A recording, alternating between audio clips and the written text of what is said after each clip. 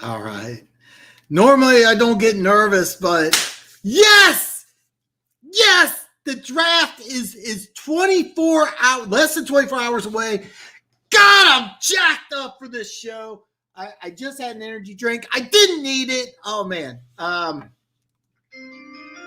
I don't know how that sounds to you guys, but I just thought it was necessary. I'm very excited about this show.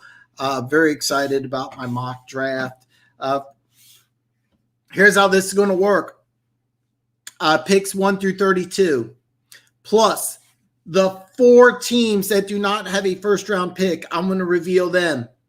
Now, if you're watching this live or on the rebroadcast, wait till the end because I got a special treat for you guys. So I'm just letting you know now. You want to wait. I got a special treat. I got a very special treat for you guys. One Pride 40, man. Yes, welcome. They have to take, well, we'll find out here. We will find out. Teddy Bridgewater has been traded to the Denver Broncos. Very interesting because there's lots of talks about Denver trading up with Atlanta. On my mock draft, there is no trades, but let's say it right now. I think there's going to be a lot of trades. It wouldn't surprise me if we see like anywhere from 5 to 8 trades in round 1 alone. I think we're going to see a ton the first 2 days, a ton. And I don't want to take too much time, but expect a lot of trades. I got the Polk High Al Bundy jersey on. So bold prediction, Lions take Soul. Now let's go. You didn't need it because it's fuck, man. Yes. Now we take Holland in the second.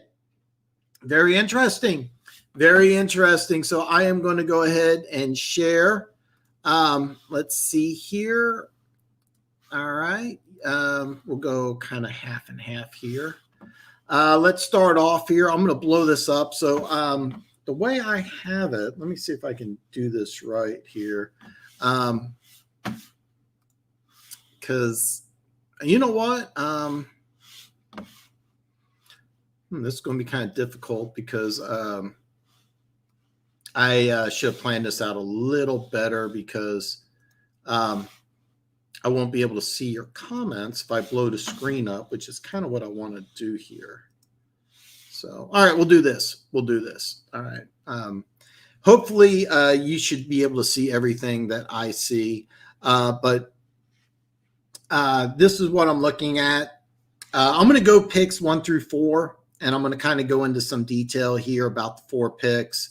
And then I'm going to go ahead and answer all your questions and comments. And then also the 4 teams that don't pick in round 1. I'll go over all 4 of their first selections. And then please stay tuned because I have bonus material for you guys.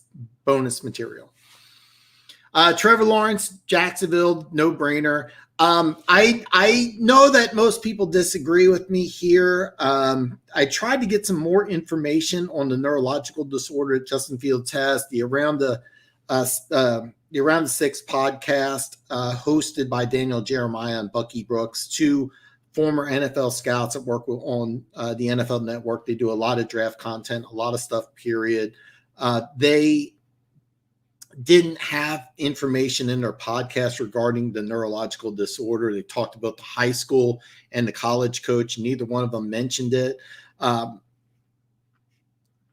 When I heard that people in his family have had it and then they've outgrown it, then I basically have to go with that. I'm standing by my bold prediction here that Justin Fields would go number 2.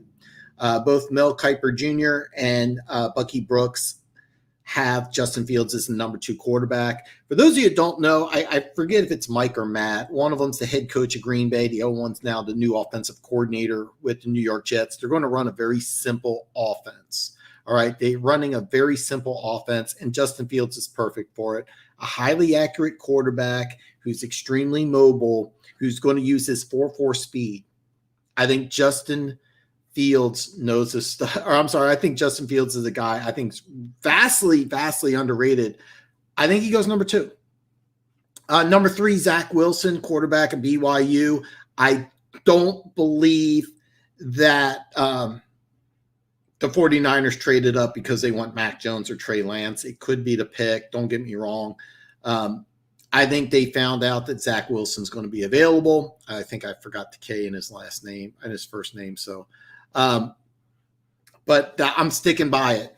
The Atlanta Falcons are really interesting because it's going quarterback 1, 2, and 3. Okay. It's going to be 3 quarterbacks, whichever 3 are going. We all know Lawrence is going 1, 2, and 3 is up for debate, but pick number 4 is where the draft gets interesting. There's been talks that Atlanta wants to trade down. There's talks that Atlanta wants to trade Julio Jones. I keep seeing Kyle Pitts at 4. Side note, somebody who is a Pittsburgh Steelers fan was serious about this. He said if Kyle Pitts is available at 24, the Steelers should consider it. And yeah, I mean, I don't make fun of a lot of mock drafts, but come on. Kyle Pitts could be the pick here. It would make a lot of sense, but I'm sticking with Trey Lance at 4. The more and more, the closer and closer to the draft, the more and more I want to put Kyle Pitts here instead of Trey Lance. But I just have a hard time thinking that you're going to take somebody who's not a quarterback in the top 5. Atlanta's got some really good things going on, and I'll talk about this a little more, but Dean Pease coming as defensive coordinator is really going to help out the Falcons. This is going to be a good team. They shouldn't be picking in the top 5 again. So get your quarterback now while you still have a really good offense, even though Pitts is very, very exciting. It wouldn't shock me if that's the pick. All right. It wouldn't shock me if Pitts is the pick at 4, but I still got him going Trey Lance. All right. Denver's not in the conversation. I've seen lots of mock trades where Denver goes from 9 to 4. Definitely not happening now. That's more of a bold prediction. Holland in the 2nd. That's actually really interesting. Red Sea, if Arizona doesn't take a corner, we're going to have some problems. I originally have the Arizona Cardinals taking Devonte Smith. We'll have to find out. We have to find out what the pick is, but I know Red Sea wants a corner. I'm very glad you're here, brother. Rappaport says, otherwise, my bold prediction, 7 quarterbacks. That would be a record. We got 4 already. Boofa, welcome, brother, man. He's driving, so I know you're not going to be involved in the chat, but I'm really glad to hear you. Red Sea, as long as you guys take 1 in 2nd, I think y'all will be fine. Bold prediction, the Bears take Trask. Wow, that is a bold prediction. I have them taking Mond. Rappaport is Wax Salad Dodger, the best name here. Bro, the Cardinals room is garbage.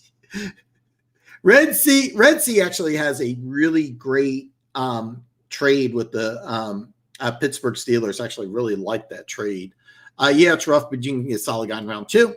Quiet Funk, you want them to take Trask?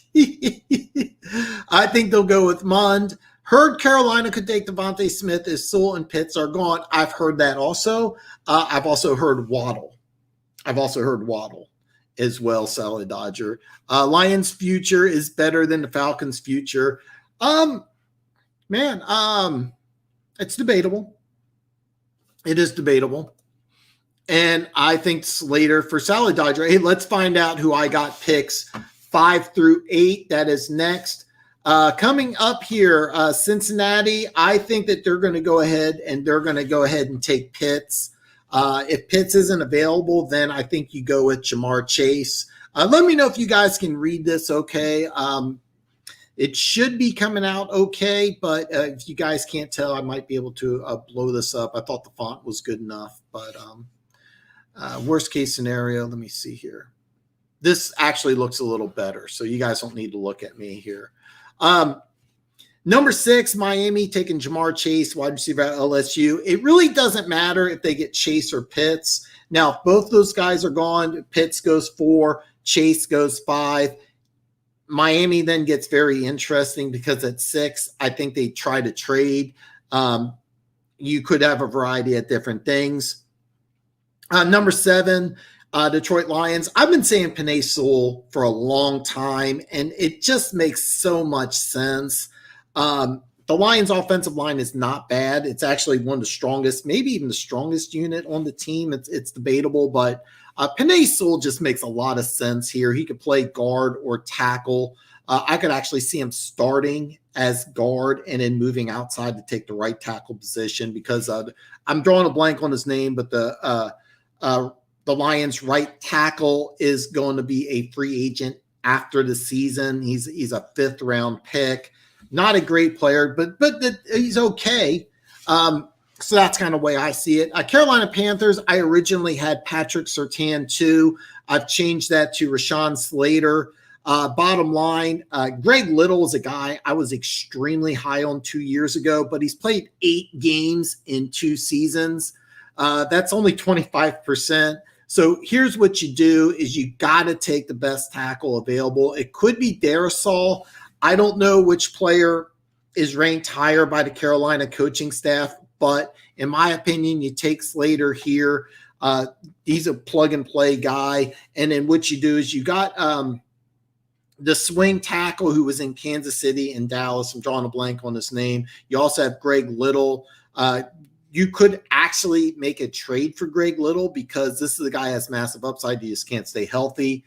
But bottom line, I think Slater is a little more important than corner. But later on, I'll explain my logic behind it because, you'll see. I got a surprise for you guys. All right, so let's read these comments here. Falcons are getting old on the offense and the defense is not that good. You are correct on both things. That's kind of why I like Lance. Dean Pease is taking over as defensive coordinator. He's going to add some variety to that. He's going to add some variety. Remember Dean Pease when he was with Tennessee and Baltimore runs a variation of here I am. I'm doing a bunch of hand gestures. You can't see me, but you'll see a lot. I'll explain here in a little bit. I'll explain later on, Funk. But yeah, Dean Pease is going to help, and you got to start off new. And I think you start off with Trey Lance.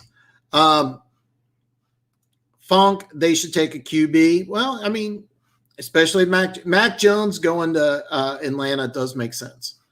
I believe Carolina thinks Slater is a guard and could turn them off of Slater.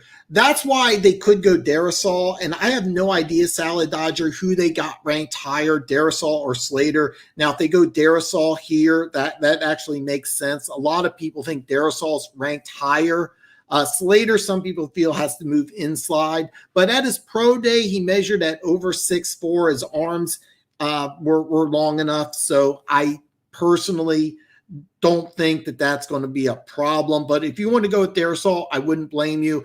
For me to sit here and say, I guarantee you that they like Slater over Darrisaw, I don't know. But I've heard the same thing. So I'm doing all these hand gestures. You guys can't see me, but Salad Dodger have an excellent point. I know you don't do trades, but I'd want to trade back and take Jenkins. Yeah, okay. I should have brought this up here, and I'll do it right now. Miami, if Chase and Pitts are gone, are going to try to trade back. And both Detroit and Carolina, I think, are prime candidates to trade back. I don't want to go into a ton of detail, but there's going to be some teams that want to pick as many players as possible. And then there's some teams that don't want to make picks at all this year because of everything that happened, and some players sat out, and there's some teams that played several games. Some people played some. I think teams that have like Jacksonville and Carolina, coaches from the college ranks want to get as many players drafted this year as they possibly can. The Giants were public in saying that they don't want to pick anybody in the draft. So it's going to be very interesting to see which teams want to make a lot of draft picks and which teams don't want to make a lot of draft picks. But I'm promising you right now, you're going to see a lot of trades in this draft, a lot of trades. But it's really hard to say who wants to trade and who doesn't. Sewell's a bad pick. I don't think it's a bad pick at all. I think it's a great fit. I don't know if he plays guard or tackle first day. Personally, I think the Panthers could go 10 different scenarios, but I'm fine with that, but I'm not picky. No, you're 100% correct. I think Carolina is a team that wants to acquire as many draft picks as they can. And the reason why is that this is a team that did a lot of recruiting on a lot of different levels. You have the coordinator who came from LSU who did a lot of recruiting for 4 and 5 star players. And at Baylor, they were recruiting 2, 3, and 4 star players. And they have a lot of knowledge of the players that are coming into this draft, recruiting them out of high school and scouting them on the college level. Carolina is a team, in my opinion, that's going to try to trade down and get as many players as possible. It would not surprise me if Carolina. Let's do it right now. Carolina right now, and I don't know what the trade capital was for Bridgewater. Oh, it's pick 191. Okay, Carolina right now has 1, 2, 3, 4, 5, 6, 7, 8. 8 draft picks, 3 in round 6. It would not surprise me if we see them go with as many as 12. I think they're going to draft a lot of players. I think they're going to trade down. I think they're going to try to trade down in multiple rounds. Crosby is the guy you can't remember, but Dan Campbell has the big V moving the right guard, so someone will take Crosby. Okay. You know what? I did forget about that. So in this situation, Sewell would start at right tackle, and then you could have Crosby play swing tackle, which is a very important position. If you don't think it's important, the Chiefs don't win a Super Bowl without the guy who's right now in Carolina.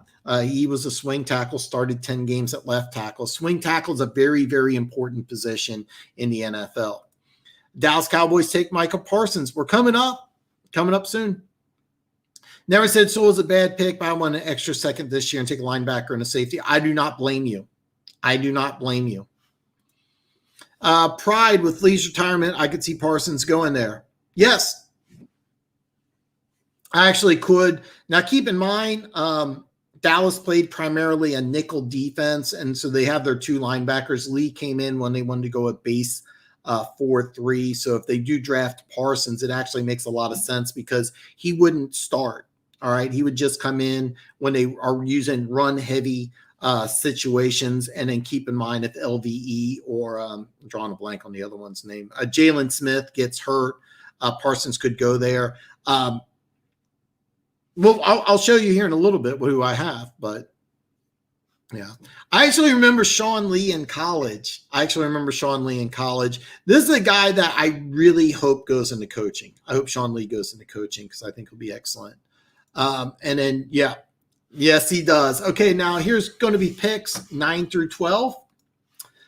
Denver Broncos, I have taken Xavier Collins. This is a massive reach. I'm fully aware. But here's a drill. Fangio is a longtime linebackers coach. And if you notice, Travis Kelce and Darren Waller, they're tight ends in name only. They're really just big wide receivers. So taking a 6'3", 6'4" linebacker who has coverage skills and ability, I think is gold for the Denver Broncos. This is a 3-down linebacker you can get very, very, very creative with. So I love this pick. It is a massive reach. I'm very clear on that, but I really like it. Dallas Cowboys, I am 100% convinced they love Patrick Surtain. Jerry Jones and Nick Saban have an excellent relationship. Trayvon Diggs was drafted in the 2nd round last year, arguably their best corner. Patrick Surtain, same school in Alabama, better prospect.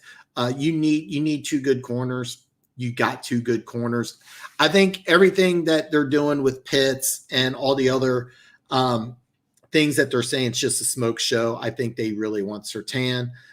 New York Giants, Joseph Asai. This is a massive reach, and I want to touch base on this real fast. Again, I'm doing all these hand gestures. You can't see me. I think the Giants are going to take either Joseph Asai or Kwity Paye. I have Kwity Paye going a little later in the draft, and Kwity Paye or Joseph Osai, I think, are interchangeable. I like Osai, but the Draft Network, something that I follow and like, they have him rated as a low second-round pick, but they also have him listed at 6'3", 245. That's not the case. He weighed in at this pro day at 260, had an 11.11 broad jump and a 41.5-inch vertical. If you are grading outside linebackers or defensive ends, teams care more about the jump numbers than they do about the 40. He did run a 4.60 40, by the way, at 260. These are great numbers for a defensive back.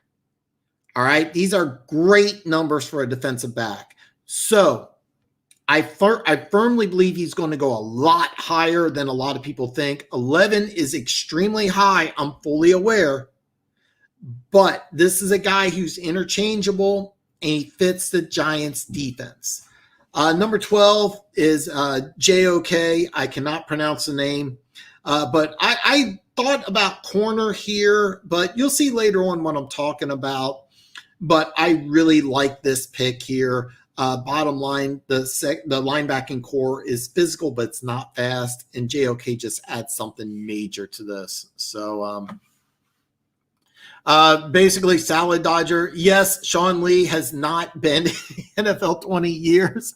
I remember when Paul Plisnowski, Dan Connor, and Sean Lee was all at Penn State. Yes, actually, it was Paul Plisnowski. I cannot pronounce that name. Sean Lee and the guy who played for San Francisco for a very, very long time, and I'm drawing a complete blank on his name. He was actually the best athlete among them, but they had three of the best. That was the best three linebackers I remember coming out of college in a long time. Dan Connor was on that team, but he didn't start at the same time. There was another linebacker. I cannot remember his name for the San Francisco 49ers, longtime 49er. And he was on the same Penn State team with those guys. Penn State that year finished third. They would have gone undefeated, but Michigan on a second, fourth down attempt late in the game won that game. So if you're a Michigan fan, you suck for that. But all right. No, I'm not. I wouldn't be surprised at all. One Pride 40 would not be surprised at all. Bowman 2. That's it. Bowman. That was the name I was trying to remember. Denver Gator, what's up, brother? Forget about tonight. Broncos shaking things up today. Lots of crazy scenarios for tomorrow, first round. Yes, you are 100% correct. I'd love to know what you think about getting Bridgewater. I think this guarantees you don't take a quarterback here.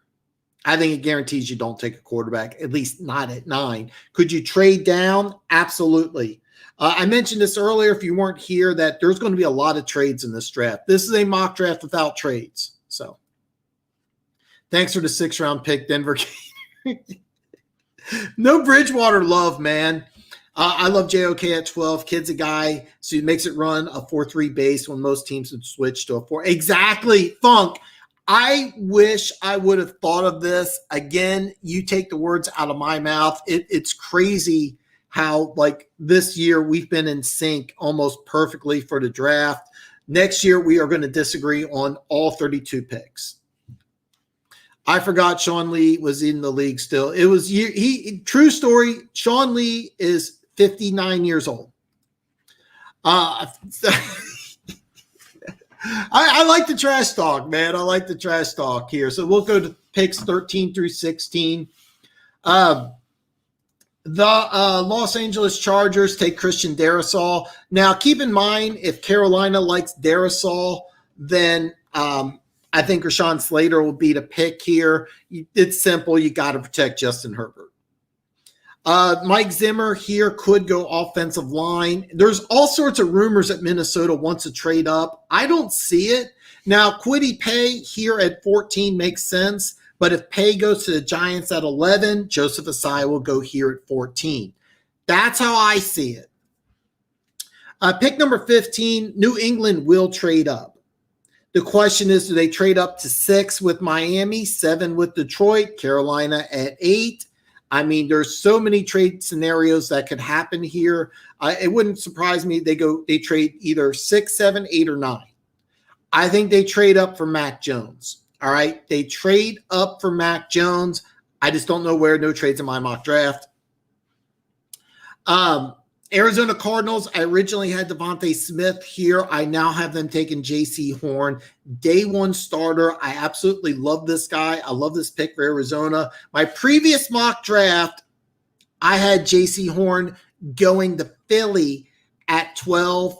So I had Arizona going offense. I know Red Sea is very excited about J.C. Horn because he was going to shoot me if I didn't have a corner going to Arizona, man. So this is a UCF Jaguar, man. I am jacked up. I know you're jacked up. I'm very curious to what you think of my future picks for the Jacksonville Jaguars. Very excited to hear your opinion of my Jacksonville picks. Denver and Carolina may have screwed the Lions with trades because now people aren't trying to get ahead of. You are 100% correct. I really thought that the Carolina trade for a quarterback screwed the Lions up big time. Screwed the Lions up big time. So, I think that you guys are going to do everything possible to trade down, and I think you're going to get stuck. I think you're going to have teams, like New England, who will try to do like a first and a fourth or something absolutely crazy. So I think you get stuck at 7. Yeah, you did get screwed. I have not seen this. I haven't seen it either, man. No, I do too.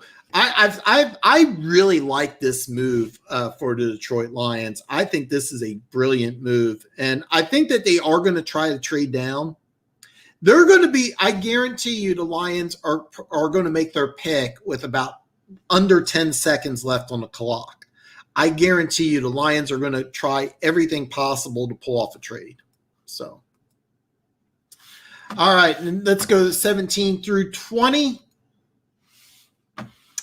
First off, I've got the Vegas Raiders going with Christian Barmore, and he plays defensive tackle, not wide receiver. And I'm going to level with you here because I went back and forth with Devonte Smith. I went back and forth with Devonte Smith here. I put Devonte Smith there because I thought it'd be lots of fun, but they need help on that defensive line. Raiders really need help on that defensive line. He doesn't really fit the system, but he's super talented. In this defensive tackle class, there's really only one tackle I think that's really like, hey, I'm positive that that he's going to go in the first round. So, yeah. Miami, same player I had chosen for a while now, Aziz Ogilari. I like this guy a lot. I think he's a pure 3-4 outside linebacker. I think this is a guy who is somebody who doesn't need to start from Miami right away. He may not even last to 18. The Draft Network, who I greatly respect and love, they have him as a 4-3 linebacker. I don't see that at all. I'm going to drink some coffee here.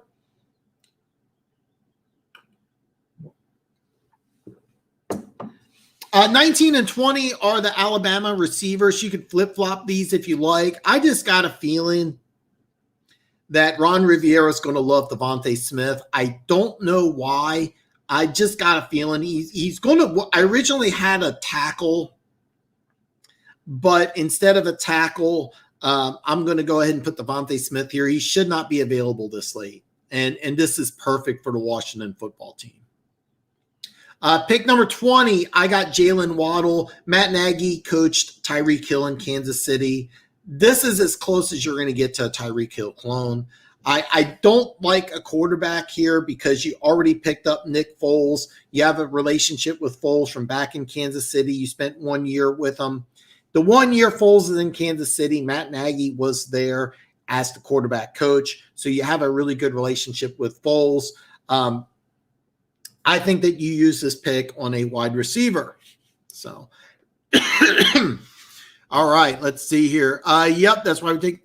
Dan, check your Twitter messages real quick. I think we will still trade up with Detroit or Miami, grab Fields or Lance. If we trade with the Lions, we throw in Locke to sweeten the deal, maybe add Hamilton. I I don't have my phone nearby. Believe it or not, it's not as easy as it looks to do the show. So I can't do that. But right after I get off, that sounded bad. But what I do is my phone's actually charging. I know I'm not supposed to, but let's be honest here. While I'm at work, I am kind of accidentally, maybe once or twice during my shift, looking at my phone to get information here. So right after the show, I'll have my phone on me and I'll check out messages. There is no trades in my mock draft, but could Denver trade? Yeah, absolutely. Denver could trade, absolutely. I'm still not sure that they want to take a quarterback, but there's going to be a lot of trades in this draft, Denver Gator. A lot of trades. I'm not sure Sewell makes it 7. He may not. If Sewell goes, if it goes, okay, let's do this. If Pitts goes 4, Chase goes 5. Miami may get stuck at 6, and Miami may just take Sewell. And if that's the case, then you have to figure out what you want to do. You may go wide receiver. You may go corner. I originally had the Lions taking Patrick Surtain, and I think that could come in play.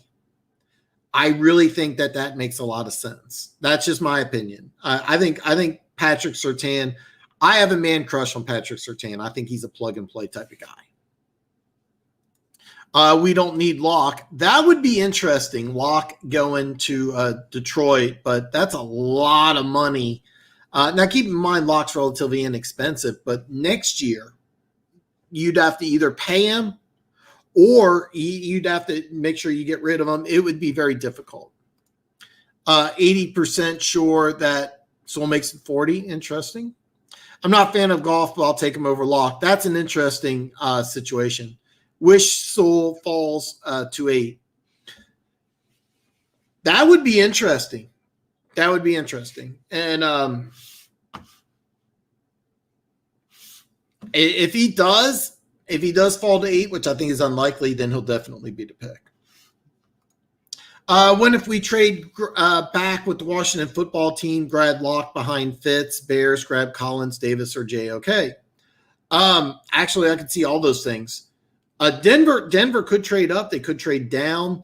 But trading back with Washington, Washington gets Locke behind Fitz. That would be interesting. I don't see that happening personally.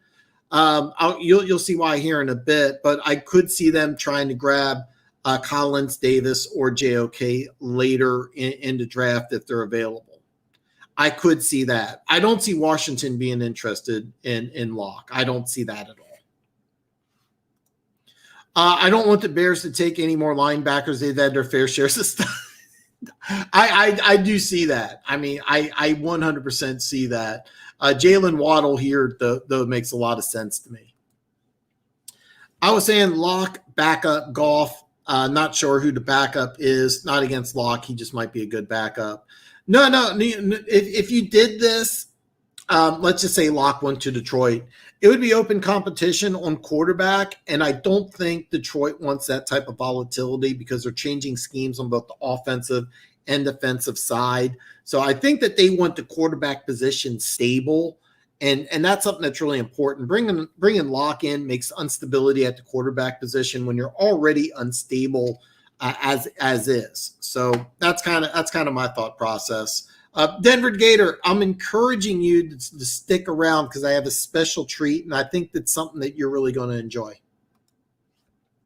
I don't think Cincy should pass up on an offensive tackle. You are not alone, but remember they did sign one in free agency. And Jonah Williams, he was the first pick in 2019. He was injured. 2018. He was injured all of 2019. Played left tackle, played very well. They signed a right tackle in free agency, and they also have several high draft picks in that offensive line. Again, Funk, I encourage you to stick around. Stick around because I have some interesting stuff here later on. I think you're really, really going to enjoy because Cincinnati should improve their offensive line. We brought in, I forget his name, the Green Bay backup. I know you're not talking Jordan Love. I'm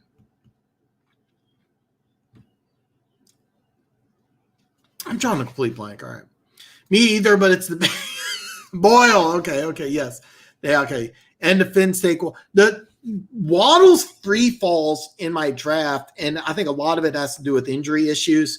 But could Waddle be in play that number 6? Absolutely. So is Devonte Smith. If for some reason or another, which more and more mock drafts are going this direction of Pitts going 4 to Atlanta, then Chase goes 5 to Cincinnati, then you could have Waddle going 6. You could have Devonte Smith going 6. You could have Sewell going 6. That's where the draft gets really interesting. Okay, now going on to picks 21 through 24. I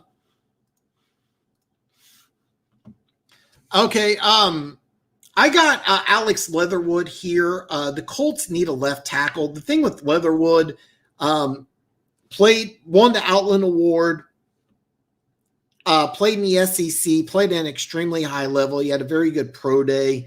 Out of all the tackles in the draft, give me somebody who can. You need a plug and play player.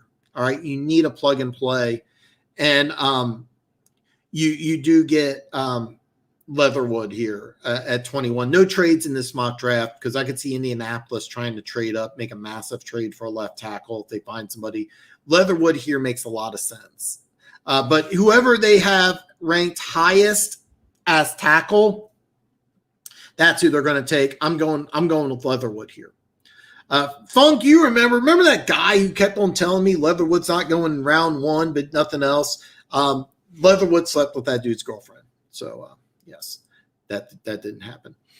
22 Tennessee. I like Asante Samuel here. Bottom line, the guy reminds me a lot of his dad. His dad and the Titans head coach won several Super Bowls up in New England. So this is a playmaker. So I really like this kid. The Jets, I got taken Taven Jenkins, and I got him as offensive line because I don't know if he plays guard or tackle, but I think Tevin Jenkins is a guy Robert Saleh is just going to absolutely love. I toyed around with Jalen Phillips here, but as you'll see here, and just like I said, I got a special treat for you guys. You'll see that the Jets do something pretty cool. 24, Jalen Mayfield, offensive lineman for Michigan. He could play guard or tackle, but bottom line, he held his own against Chase Young, a big dude, massive upside. I also think it's kind of funny that, your arch rival Baltimore, you're taking a player from Baltimore's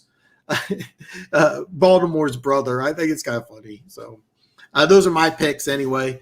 All shit. I think we're all going to get a discount for Dan's OnlyFans page.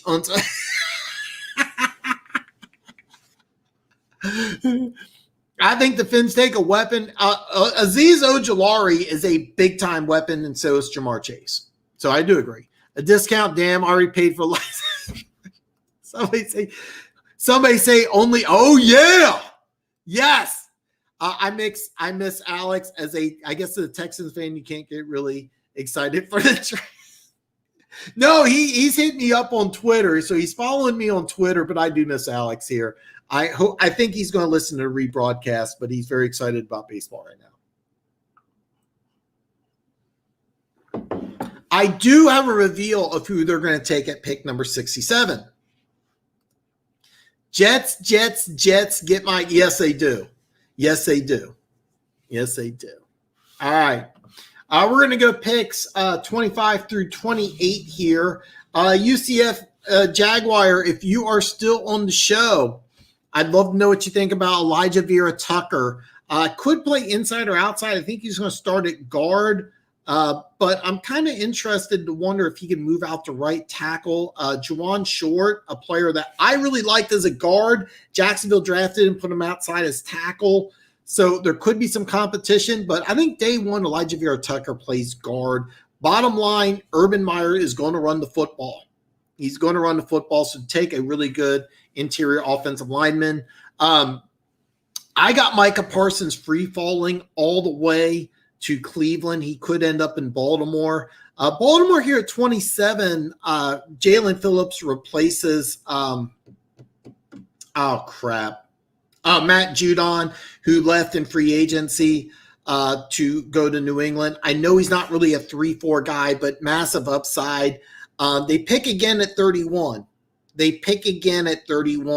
So I think that here they can really roll the dice.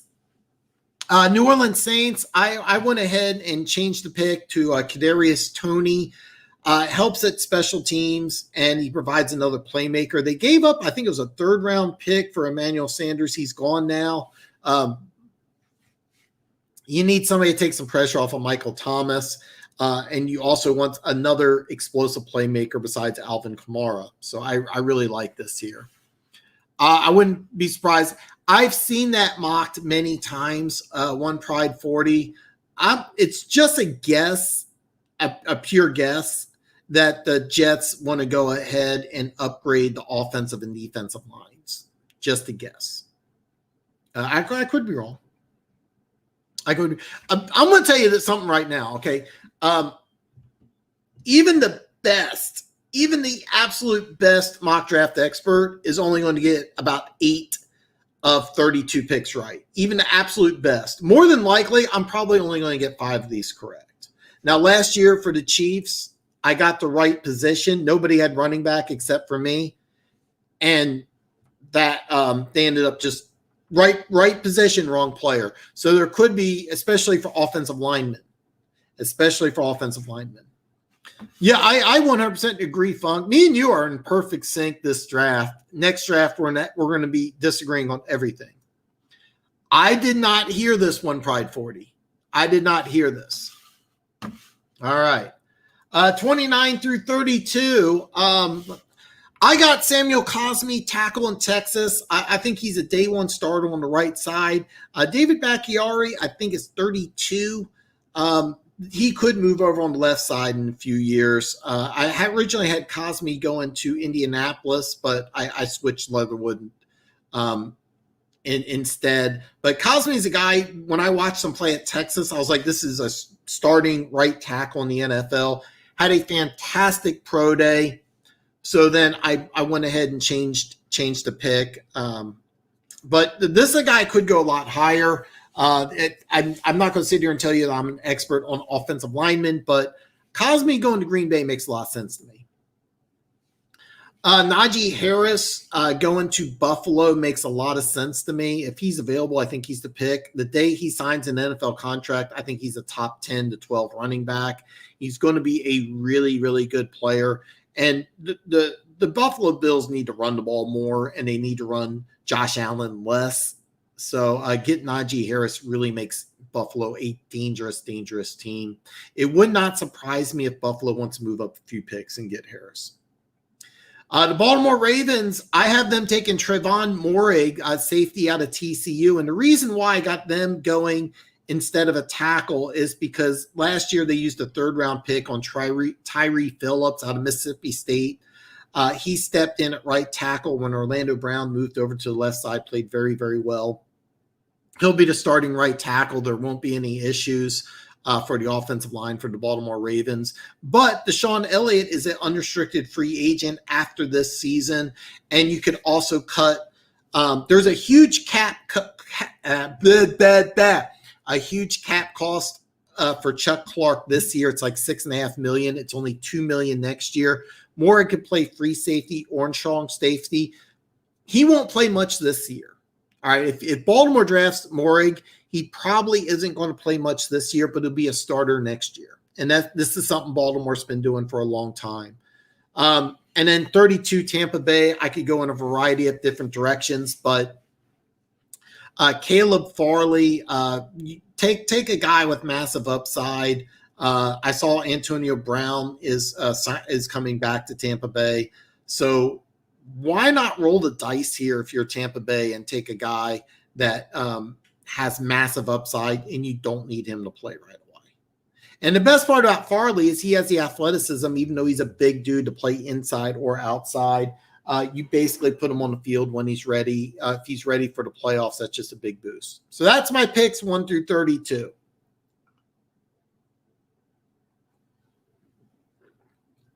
I wonder if One Pride 40 is making this story up. He didn't say he was a Lions fan. What I heard was he used to the Lions on Madden when he was a kid, so my guess was because of Calvin being a cheat code in the game. Okay, he said he was a Lions fan. Where did he say that? Watches. Okay, Mike Butts return, everyone. Mike, is there a better?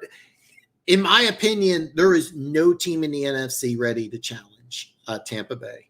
And if they draft Caleb Farley at 32, that's just I'm actually surprised because I remembered when you told me that William Hill opened up the over-unders and Super Bowl favorites still Kansas City. That shocked me, and I'm a Chiefs fan because the Bucs returned everybody. So if they get Caleb Farley here at 32, they're going to be a very, very dangerous team. All right. All right, so guys, special treat here. I got picks 56, 57, 58, and pick number 67. So you're going to see who I am predicting: the Seattle Seahawks, the Los Angeles Rams, the Kansas City Chiefs, and the Houston Texans take. Now, the Seahawks, Rams, and Chiefs all pick together 56, 57, 58 late in the second round. And, of course, pick number 67 from the Houston Texans is the top of round 3. So here you go here. Seattle is one of the most creative teams in the draft. I can honestly say I have not the slightest clue to what Seattle will do, but 2 years ago they entered the draft with 4 picks and they left with 11. Part of that was a Frank Clark trade to Kansas City. And then they just maneuvered all over the place. They only have 3 picks in this draft. So I can almost promise you Seattle will not pick at number 56, but I'm not doing a mock draft at pick number 56. So I have no idea. But I can tell you this: Seattle will not pick here. But if they did, Afitu Melifunu, I am butchering that name, probably a player who has a 3rd or 4th round grade, but he's 6'2", 210. So I really, really think that there's a very, very good chance that he's a player that Seattle would really, really like. You never know what Seattle's going to do in the draft. Seattle is a very creative team, and they do things completely different. So I 100% believe a trade down is going to be the issue or going to be the pick. However, I have no idea, but this might be the pick. 57 is the Rams and James Hudson, the tackle of Cincinnati. This is a guy I ran multiple mock drafts, and he kept on becoming available. I don't think he would be available. I really think that this is a guy who should be rated a lot higher. I just kept on finding multiple mock drafts where he's available. Your starting left tackle is 39. I'm drawing a complete blank on his name. One of my favorite players. He can't play forever. One thing about the Rams is that they like drafting players who become starters in a year or two. James Hudson's a perfect backup. If you want to go with Reduce out of North Dakota State or Liam Eichenberg out of Notre Dame, I could see either one of those players. Hudson's a guy that I just really, really like. I actually just Whitworth. Thank you, Salvador Whitworth. Yes. I originally had somebody completely different at 58. I actually have that pick available at 63 now. But this is a guy that could go a lot higher in the draft.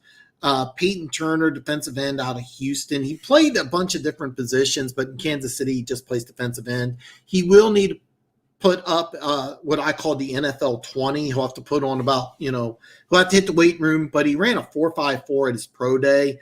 The Dallas Cowboys, who pick at 40, could take him, but I have them doing something different. So in Kansas City, he wouldn't need to start right away. He's a guy that Kansas City really is going to love this kid. I actually just changed this because the player who I have Kansas City taken at 63, I had them taken at 58, and I just flip-flopped them. So the Houston Texans at pick number 67, there's going to be a wide receiver who the Houston Texans think will go in round 1 or 2. That's going to fall through through the boards, and it's kind of hard to say that who the Houston Texans like. I was thinking I butcher his name, the wide receiver out of USC. I'm not even going to try. I think that he's gone, but there's going to be somebody that the Texans think has a second round or a first round grade at wide receiver. That would be the pick here at 67, in my opinion. I'm just picking Tylan Wallace. He's a guy who I think has a second round grade. I really like this kid a lot, but he should not be available here. But some wide receiver is going to fall, and I think that will be the pick for the Houston Texans. So I've seen a lot of interviews out there. Okay, who am I? I don't have a pick at 69, Denver Gator. I'm really sorry, brother. Yes, I really like Peyton Turner, and I'm going to be very clear. Dallas picks at 40. They could easily pick Peyton Turner. And if that's the case, I'll touch base on this in a second. But there is a player, if Peyton Turner's gone, there's a player who I have the Kansas City Chiefs taken. All right, sweet. Sharon Links, Whitworth, yes. Interview with Peter King. I'll look for it after the show, but I remember saying he liked the Lions on Madden. Everybody liked the Lions on Madden. So, all right, guys, if you stayed this long, I told you I had a special treat. Yes, this is it, the USC receiver. If he's available, he's going to be the pick, but I don't see him lasting. But I also don't think Tylan Wallace will last that long. So. Denver Gator says, I hope the Raiders take a long. I hope so too. But I told you guys I had a special treat for you, and I'm not going to lie. I spent several hours doing this over the last several days, so please ignore some mistakes, but I would love to hear your comments. I'd love to hear your opinions. I'm going to go through these very fast, but I have a bonus. I have every single pick in round 2. Yes, not just round 1. I did a full 2-round mock draft, so you get to see it here. I'm giving you just the picks here. Pick 33, Jacksonville Jaguars. Travis Etienne joins Trevor Lawrence. I thought it was too much to pass up. The New York Jets get Jason Owa. Remember I talked about the Jets going offense or defense? I told you I'd come back to it later. They go defense in round 2. Atlanta Falcons, same thing. Joe Tehran could play 4-3 defensive end or 3-4 outside linebacker. Perfect pickup for the Atlanta Falcons here in the second round. Miami Dolphins, Javonte Williams, a big, powerful running back. I love this pick here. Philadelphia Eagles. Remember I talked about corner, JOK, Greg Newsome has no business being available. I got him here in the second round. Cincinnati Bengals, what did I tell you? They would go offensive line. Yes, they get an offensive lineman right here. Landon Dickerson can play guard or center. He'll fit in. He'll be a day 1 starter. Carolina Panthers, I talked about this earlier. They need some help at corner. They get it in the second round. They take the guy who ran a 4.31 on the pro day. Denver Gator. How would you feel if John Elway drafts the quarterback out of Stanford? How would you feel? Davis Mills goes to the Broncos at pick number 40. Lions fans, I think I might get some hate here, but Rashad Bateman has way too much talent here. He's going to be way too much for you guys to pick up. This is a guy who's going to help your team immensely. The New York Giants, Jamin Davis. This is a guy I really wanted to put in round 1. I just couldn't find a spot for him. He doesn't start. He plays on third downs in obvious passing situations for the Giants. San Francisco 49ers, Creed Humphrey could play a variety of different positions here for Oklahoma. Okay, Dallas Cowboys at 44, not 40. My mistake. Gregory Rousseau, defensive end out of Miami. Now, if they take who I have Kansas City taken, drew a blank on his name, Peyton Turner. If they take Peyton Turner here, Kansas City will draft Gregory Rousseau. That's a player that I think Steve Spagnuolo will just absolutely love. Pick 45, Jacksonville, Pat Freiermuth, tight end at Penn State. The New England Patriots, I absolutely hate this because I think this is a great pick for them. Elijah Moore, wide receiver at Ole Miss, the guy who ran a 4.34. One thing the Patriots have needed is a deep threat, so they get their quarterback and a deep threat. Great draft for the New England Patriots if this happens. The Los Angeles Chargers take Kevin Joseph, a big corner out of Kentucky. They need it. Look at your division. You're playing that pass-happy division. You need corners. The Raiders get a steal in Nick Bolton. I kept on trying to find a place to put him. I couldn't find a place. Bam, get them with the Raiders. Great pick for them. And then the Cardinals, remember, I had them taking a wide receiver early. They rolled a dice with Rondale Moore here.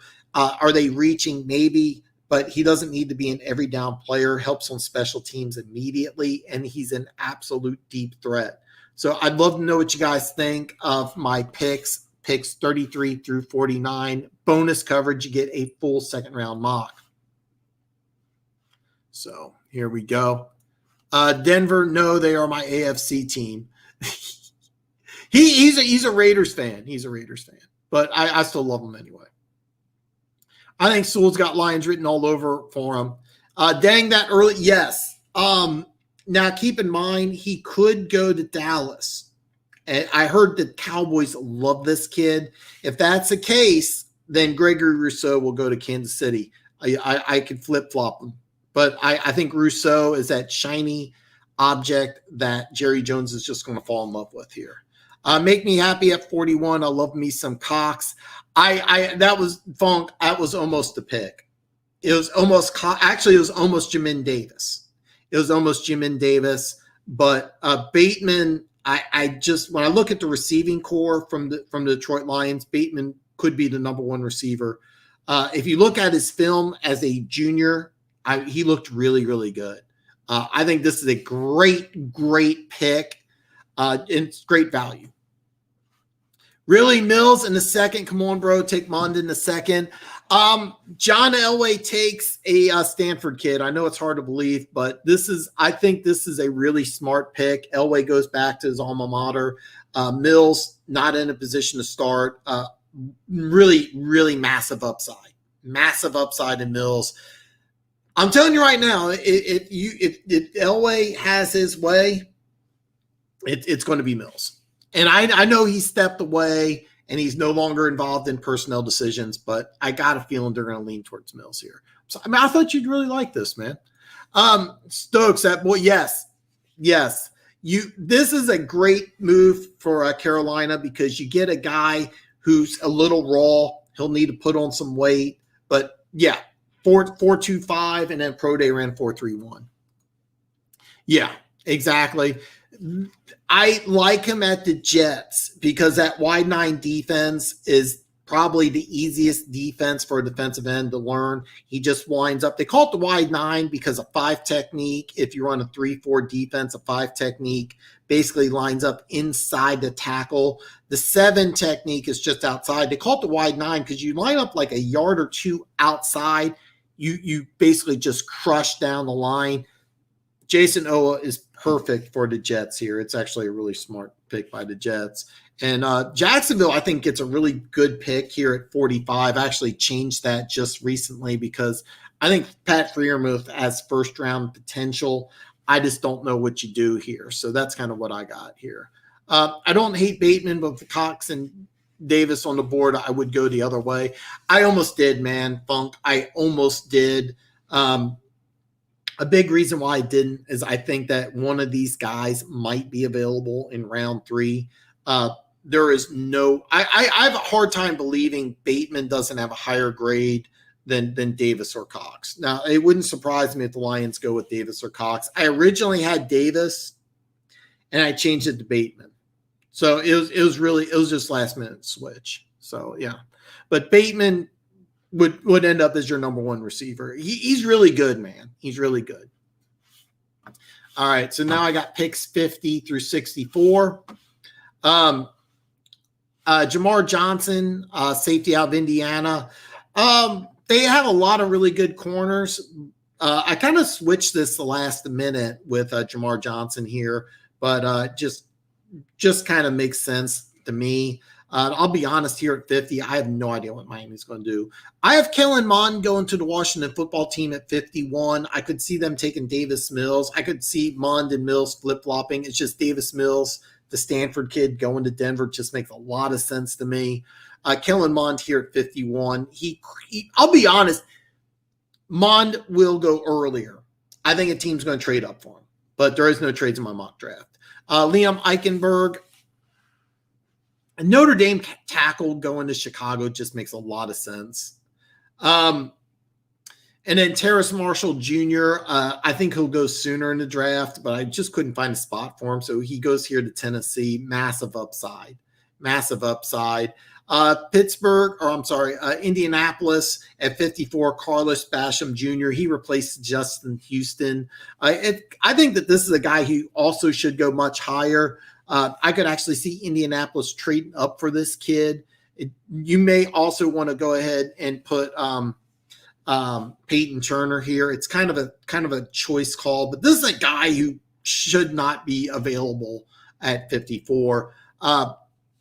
Pittsburgh at 55, Michael Carter makes a lot of sense. The smaller of the two North Carolina running backs. They also have I loved him out of Kentucky, and I'm drawing a complete blank on his name. They got rid of James Conner because the other guy is better. He's more of a first, second down back, so some explosiveness here.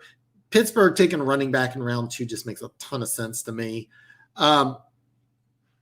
Again, Seattle at 56 are going to trade down. 57 for the Rams. Again, whoever's rated highest, Hudson has no ability to be available. Now, I want to say with Kansas City, if Peyton Turner is gone, which I think he could be at Dallas, and Gregory Rousseau could be the pick. Carlos Basham. I like defensive end here. I'm going to touch base with Kansas City in just a few picks. But Cleveland Browns, Elijah Molden, player I really, really like. He could be a starting nickelback. He'll contribute on special teams almost immediately. I really like this pick for Cleveland. The Saints here. Now, I'm going to put Javon Holland as a defensive back. I think the Saints are going to try him at corner. But if it doesn't work out, they move him to safety. But I think Javon Holland is a corner for the Saints. Buffalo takes Ronnie Perkins. This is a guy who's more of a 3-4 outside linebacker, kind of a smallish defensive end. But bottom line, you're trying to beat Kansas City. You need pass rushers. Go ahead and get one here. The Green Bay Packers, they don't like drafting receivers in the first round. Amari Rodgers, I heard that on his pro day, teams wanted him to run routes out of the backfield like a running back because he's like 5'9", 210. I could see Green Bay getting very creative and using him in the backfield, using him on end arounds. But this is a really, really good player here. I think Green Bay gets a great player here at 62. 63, Chiefs taking Nico Collins. If you're not familiar with Nico Collins, and a lot of you may not, even though some of you guys live in Michigan might know he is, 6'4", 215, ran a 4.42, 4.43 on his pro day. He was originally my pick at 58, but I think he'll be available at 63. This is a big reach for the Chiefs, but he won't be available in round 4 for those, or round 5. Because if you remember, actually round 4, because the Chiefs have an extra 4th round pick. Remember, they traded their 3rd and their 4th pick in this year's draft for Orlando Brown. So they do have an extra 4th round pick. Nico Collins won't be available in the 4th round, so you reach for him here. He's a project, but he's 6'4", 215. I originally had him going at 58. I could see Peyton Turner being gone. I don't think Collins will be gone. That was originally my pick. That's the guy I really think Kansas City's going to eyeball. Because I think Kansas City's going to eyeball a project player. I think they want a tall wide receiver who has downfield speed. And keep in mind, 4.42, 4.43 is very fast in most teams. He's slow in Kansas City. Even with Antonio Brown, Dynami Brown going at pick 64 is just really, really good value. I've seen a few mock drafts where he goes number 1. So that's my mock 2nd round picks. Man, so that's kind of what I was talking about, man. So let's see here. In Stanford, QB is not named Elway or Luck. Heavy pass. I think we take a linebacker, edge, or safety before quarterback in round 2. I mean, I get what you're saying, Denver Gator. This is kind of the spot that you want to take him at. I just got a feeling that Denver really likes this kid. Saying Nick Bolton is Devin Bush comp from. He is. He's not quite as fast or athletic, but he's really close. I didn't want to put him at 46. He should be much higher. I really wanted to put him higher. I just couldn't find a place for him. He's one of those guys who it wouldn't surprise me if he goes like late 20s, early 30s. But for the Raiders, it's a home run pick. It's a home run pick. Then Holland in the third round. You know, it's funny. I actually had Holland originally going to Detroit in the second round, but I have him going to the Saints at 60. This is a guy who really, most teams have him as a free safety, and I actually liked a free safety position because I actually think that there's going to be a handful of teams. If Holland goes to Detroit in the second round, I think Detroit will try to play him at corner. I think there's a handful of teams that want to play Holland at corner. Most teams safety, but I think Holland will play corner for the Saints. Holland, he really shouldn't be available this late. He really shouldn't be available this late. But this is a great pickup for the Saints. He lasts that long. Now, I'm a Bolton fan myself, brother. I really didn't want him going to the Raiders. I know you're pissed that he ends up as the Raiders, so I understand. So I understand that you hate that the Raiders get Bolton. I get that. Did you say that Salah's not good at developing talent? No, I don't think that's a strength of his because you drafted Solomon Thomas number 3 overall, and he ended up being a backup. I mean, he had all the tools to succeed. It's a perfect scheme. I think he's a guy who gets people motivated, but I mean, that much potential in a wide 9 defense. You have to understand something. In the wide 9 defense, you as a defensive end, you're only doing one thing. You're just using speed to get to the outside. So take the guy who ran a 4.36. This is a simplistic scheme.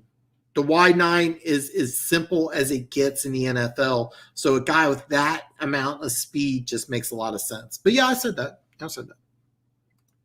I really wanted Holland at the Lions. And I really thought that they would try him at corner. But the reason why I didn't do it is because I just think Bateman. I think a lot of teams have a first round grade on this guy, and I think the Lions really need a receiver. I think they really need a receiver. Whether you get one here or you get him in the third round, I just think Bateman's just a lot of people have him going a lot higher. So I think it's a steal for Detroit. I'm not sure. I don't think Holland's available in the third. I don't think that is. We were at Jabril Cox Pro Day. I want to say this, man. You know I love me some Cox. If I was going to probably do a third round mock, if Jabril Cox is available in the third round, I 100% think that would be the pick in Detroit. I do think Detroit's going to be very creative in this draft. I don't know if they want picks for next year or this year, but a player like Cox would be perfect in Detroit. And that's what Detroit needs is speed and athleticism on that front seven more than anything. So I know going offensive line and wide receiver is a little difficult, but keep in mind you got a tight ends coach who's familiar on the offensive side of the ball. So you build your offensive line and you get a wide receiver. You need a wide receiver.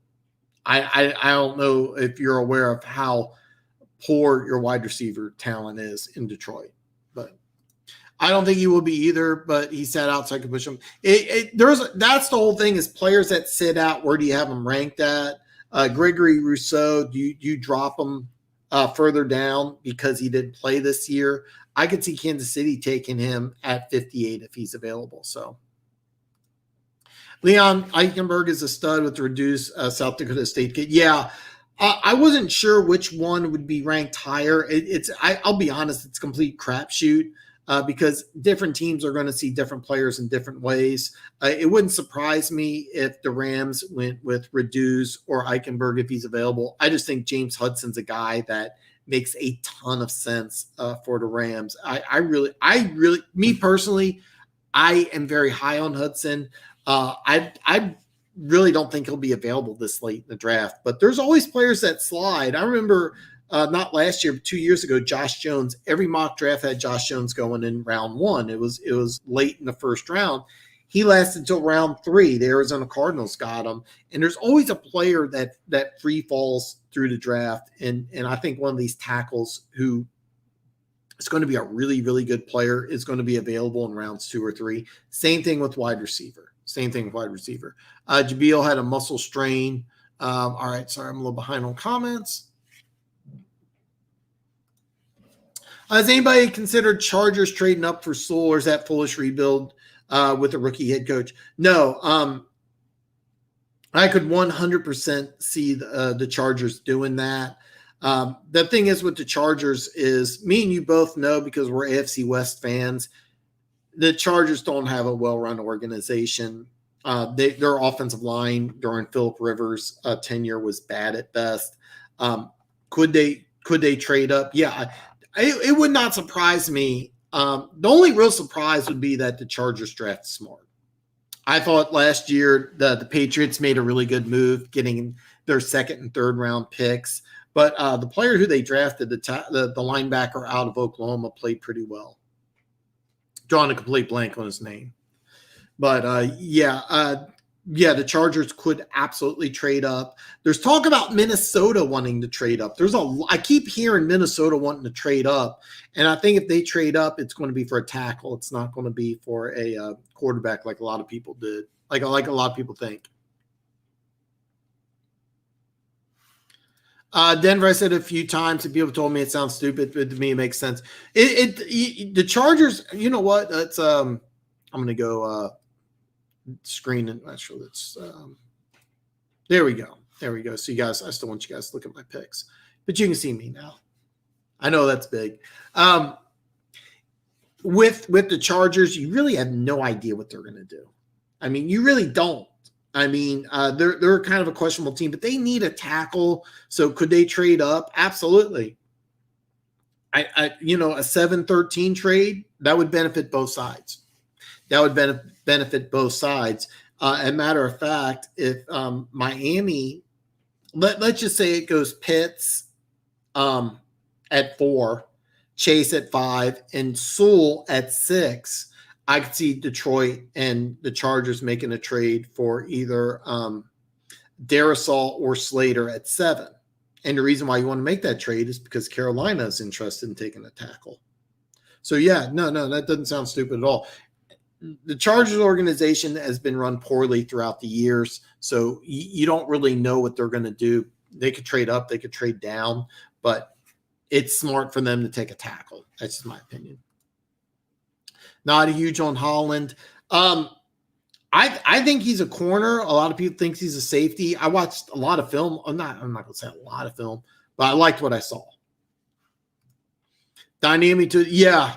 The Bucs actually have a great draft here. I think Tampa Bay is a team that is going to do everything possible to get rid of as many draft picks as they can and draft for next year. I think that they're going to – I think throw out the draft chart. I think Tampa Bay is a team that might even trade a second or a third-round draft pick this year for multiple picks in 2022. I think that if you're a team and you're wanting to trade, call Tampa Bay. I think Tampa Bay is going to just keep trading down. And the reason why is because they bring everybody back. They're loaded, and every major contender of the NFC now has some question marks. Every single one. The number one problem for Tampa Bay, I think, was the Saints because they swept in the regular season. Well, you lose Drew Brees. There you go. You lose your Hall of Fame quarterback. The Rams, they lose their defensive coordinator, and they're flip-flopping quarterbacks. Seattle, they lost in the wild card game last year. I think they're quietly getting better, but Green Bay, they lost. They fired their defensive coordinator. They have a weird deal with Aaron Rodgers. If I'm Tampa Bay, I'm not afraid of Green Bay. And if you draft Farley and Brown, you're in great shape. But I could see them trading. I could actually see them trading out of round 1 into round 2 and just keep trading down, stockpiling picks for 2022. I'm looking for whatever team drafts that dude. Monroe's dude pulled such a great PR move at the SR Bowl, got recognized. I don't know who that is, actually. Funk hates Bolton going to the Raiders. Funk steams the Raiders for whatever reason because Funk has bad taste, but that's okay, man. I love you, Funk, and I'll be honest with you. This draft would be really, really good for the Raiders. This would be a very, very good draft for the Raiders. If they can get Bolton in the second round, that makes a ton of sense. You go ahead and you get Barmore. You add to that front seven. You've been drafting players on the back end. Your offense is finally loaded. This would be a great draft for the Raiders. Come Bengals, go ahead and take Chase and do the Lions a favor. I do think that they went ahead and signed a tackle in free agency. And then at 40, if they go ahead and draft, I think it's Langdon, the kid out of Alabama, that makes a ton of sense. They already got their free agent right tackle. They got their left tackle. They refused to sign Billy Price's fifth-year deal because he's been a backup. Michael Jordan, it's kind of funny, a guy named Michael Jordan. But anyway, he was starting guard, so it's kind of a competition. Both those guys went to Ohio State, kind of interesting. So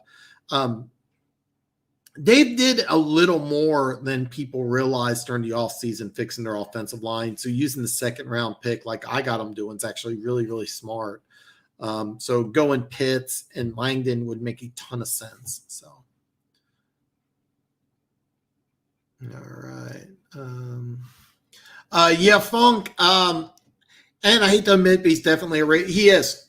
He really is. I thought about, Jamin Davis is already gone, so Davis or Cox is available. They could easily beat a pick.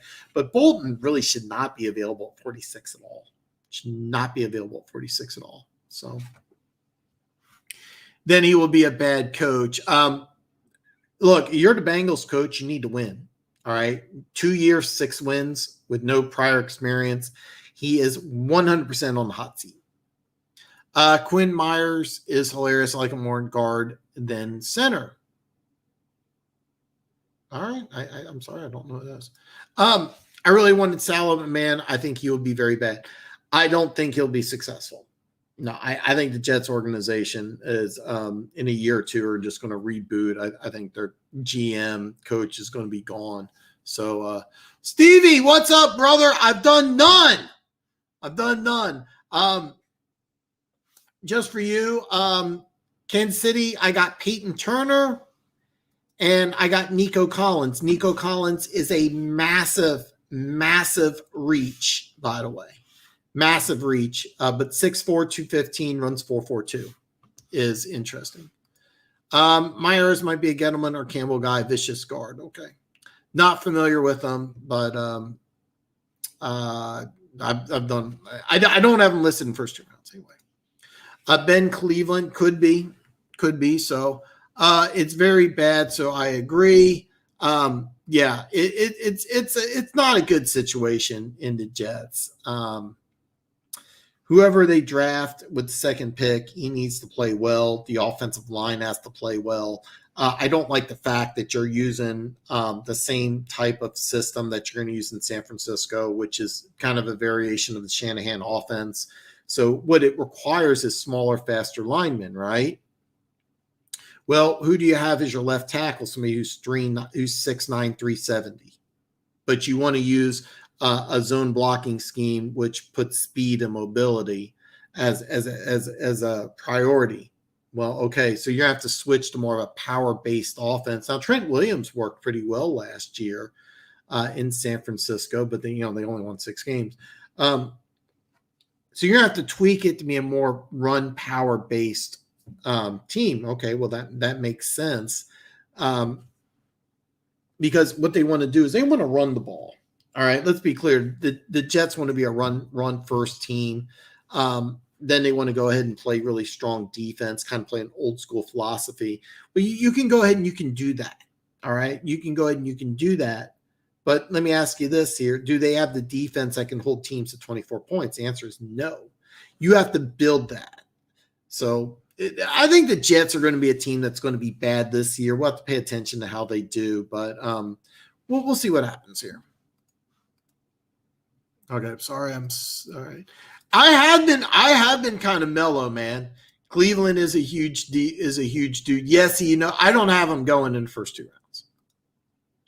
You never know, Funk. Tomorrow's gonna be so much. I am going to be able to sleep, unfortunately, because I have to work. But yeah, Steve, he was hiding his face. I just showed up. Dan, I don't care for your Chiefs picks, but that all but guarantees the Chiefs will draft. Well, if you're not aware, Peyton Turner ran a 4.54 his pro day at 268. He played outside linebacker and defensive end. Steve Spagnuolo's always liked length, and the dude's 6'5".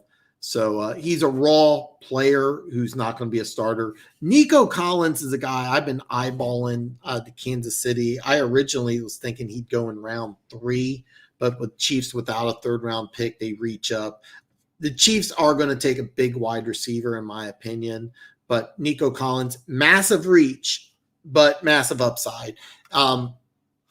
One thing about both the players is that there's massive upside for both players. It's kind of a swing and a miss. The Chiefs are, I think, kind of going for the fences with these two guys. So boom or bust prospects.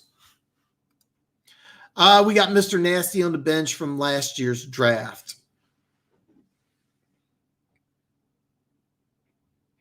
I don't know who you're talking about.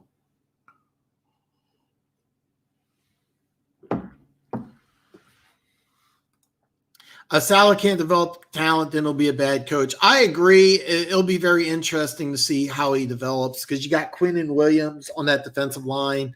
They went ahead and got Carl Lawson from Cincinnati. Guys had a ton of talent, just never produced. Putting him in that wide 9 defense is very interesting. Same thing with Vinny Curry, got him to a 1-year deal. So they got players on that defensive line. Can he motivate them to play an extremely high level? And then, like I said, if you can motivate him, the big thing I like about Jason Owa going to New York is that he does not have to play right away. All right. This would be a purely developmental pick. So that's kind of the way I look at it. All right, let me see here. It'll be fun till I kind of want to know what you guys. I kind of want the Lions to take a wide receiver just to see how you react. I would be shocked if Dan Campbell took a receiver at 7, even if Jamar Chase was available. If Pitts is available at 7, I do think that would work. Excuse me. It sucks. It takes the first round so long to get on top of the draft. The draft starts at 7. Yeah, I get off at 7 Central Time. I decided to not buy the television service. So I'm going to watch it on my computer. I'm going to have both the NFL and the ESPN network. I got a system for how I do it. I have multiple notebooks or multiple pieces of paper out because I take notes. And Monday. No show Friday, by the way, guys. No show Friday. I'll be watching the draft. But Monday, I should have my video with my grades. And I do a sliding scale. Okay, so ideally, I'm going to have 2 picks, get an A+, one from the AFC, one from the NFC. But it'll be up to – and then 3 picks, 3 for an A, 3 for an A-, A through D. And I'll have a lengthy video, and I'll break down the draft grades, and I'll kind of go over a little things of what I like and don't like. I'm going to kind of go through things fast because I don't want it to be a 45-minute video, but I am going to try to go through all 32 NFL teams and talk a little bit about pros and cons and why I give them that particular draft grade. I'm hoping the video will be out Monday afternoon. That's the goal. It may have to come out Tuesday, worst case scenario. If he takes Waddle, Smith, or Parsons, I'll lose all faith. But right now, Funk, as you know, the Chiefs bandwagon is wide open, brother. Then I agree. I think we take – oh, he's the Wisconsin dude. Okay, I know. Okay, yes. Yeah, I know who you're talking about now. I know who you're talking about. Yes, I like this kid too. I like him too. Yes. He did just not give a hell, you know. My team is a Chiefs. There's, you know what? It's going to be funny because, I mean, hopefully it doesn't happen for like 15 years, but how many people in Kansas City are Mahomes fans and how many are Chiefs fans? Because there's a lot of people, I think they're just going to be Mahomes fans. They gravitate towards the Chiefs just from Mahomes. I mean, it's cool. I'm enjoying it, but I'm telling you right now, Kansas City's a fair weather town. There's lots of fair weather fans jumping on the bandwagon. So come on in, man. It's all welcome. Yeah, he's like a super huge version of Minshew drips with. You know what he is? He is. I like Gardner Minshew, man. Okay, Dolphins, do us a favor and take what. I don't mind Turner. I don't know who you had in the top 50, so I don't know if there are players still there after 64 that I like at 63 instead. The only reason, Stevie, I'll go over to Chiefs fix here. The only reason I'm liking Nico Collins is that I got a feeling the Chiefs want to draft somebody with size because I don't think they're really convinced that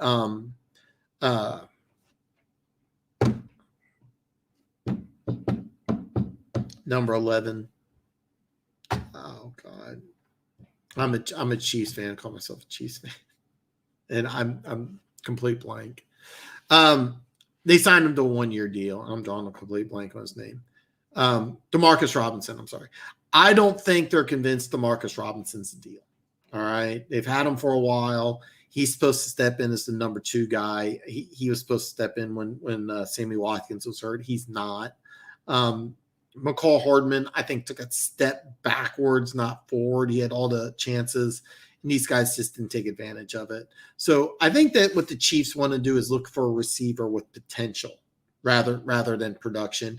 And one thing about Michigan, if you're familiar with Michigan, their quarterback situation was a pure shit show. I got some Lions fans here that can vouch the Michigan quarterback situation, and the offensive situation was really, really run heavy with a bad quarterback situation. So Nico Collins is a guy who could just have massive, massive upside. His pro day was phenomenal.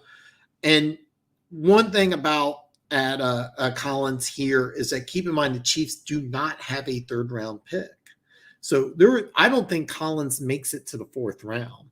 Now, let's say Collins isn't the pick. He could be drafted late 3rd, early 4th, but I think Kansas City's looking at a guy who's 6'4", 215,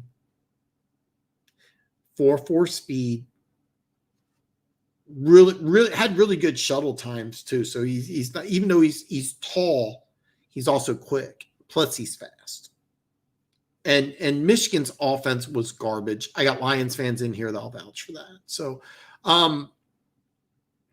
is there other receivers? Dime Brown. The pick I got going to Tampa Bay at 64, I think a lot of teams will have Brown over Collins big time. But I think Kansas City with Mahomes can develop a guy like this. I also am taking into account that Collins was coached by an NFL coach. So I think that might have something to do with it. John Harbaugh was with Andy Reid before he became the head coach of Baltimore. He was an Andy Reid coordinator and assistant coach for a very long time. So I have to assume that Jim Harbaugh and Andy Reid have a good relationship. So that's kind of my thought process. So, and I thought you would like Turner. I didn't think you would like Collins, but here's what I could see Kansas City doing. I could actually see Kansas City trading up at 58 and trading down with 63. No trades, but I think that's what Kansas City is going to do. Trade up 58, trade down with 63. My Chiefs fandom goes all the way back to the best running back duo in the NFL history. That would be Marcus Allen and Greg Hill. No, Funk. Yeah. Bo and Marcus. Actually, what was it? It was, I'll never understand the hatred because Marcus Allen, I was just like blown away. And when Marcus Allen became a Chief, that was so awesome for me. But it was Marcus Allen and Roger Craig. Then it was Marcus Allen and Eric Dickerson. It was Marcus Allen and anybody. Then it was Marcus Allen and Bo Jackson. But yeah, Bo Jackson, Marcus Allen. Marcus Allen blocking for Bo Jackson, even though Marcus Allen was 20 pounds lighter. But Marcus Allen did that in college. Marcus Allen blocked for a Heisman Trophy winners in college. Loved Marcus Allen. When he became a Chief, I was elated. I was like, Joe, who cares? We got Marcus Allen. So talking about Joe Montana. We got Joe Montana and Marcus Allen. I wasn't that excited about Joe Montana, but Marcus Allen, I was like jumping up and down. Yeah, you should be very excited. You should be excited. I believe they should have kept Darnold and benched Wilson for a year. The Jets are interesting, man. The Jets are interesting.